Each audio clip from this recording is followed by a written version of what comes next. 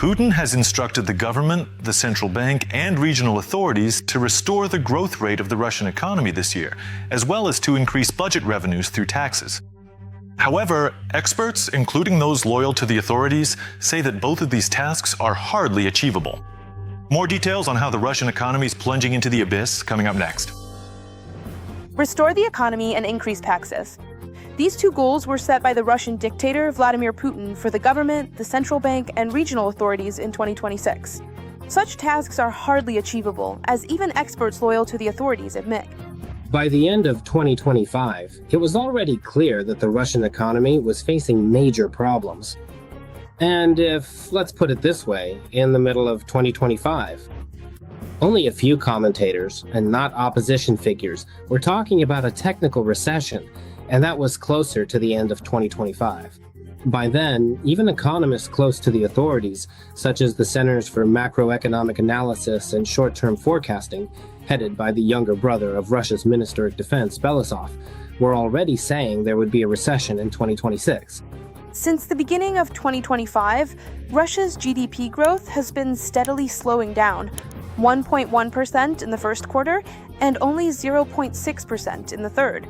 Russian economists were predicting that the economy would enter 2026 with zero growth and ongoing stagnation in all sectors, except the military.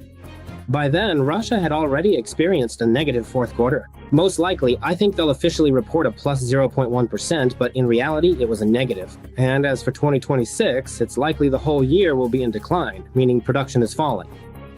There may be statements that some sectors are showing success, and maybe a few individual ones well, but overall the picture is negative.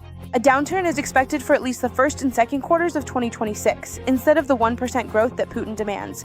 This has long been forecasted by the Ministry of Economy and Russian economists. People have gotten used to paying not only with cash these days, but also with credit cards. Previously, for 25 years before this, such a thing was never charged in Russia. An extra fee for paying with non-cash methods, like credit cards. Now that's a thing of the past. Paying by credit card now means you have to pay a tax. According to calculations by Sberbank of Russia, as announced by its head German Graf, this means a loss of 200 billion rubles for Russian citizens. To fill the budget with revenue and finance Putin's war, the authorities, of course, plan to take it from the pockets of Russians.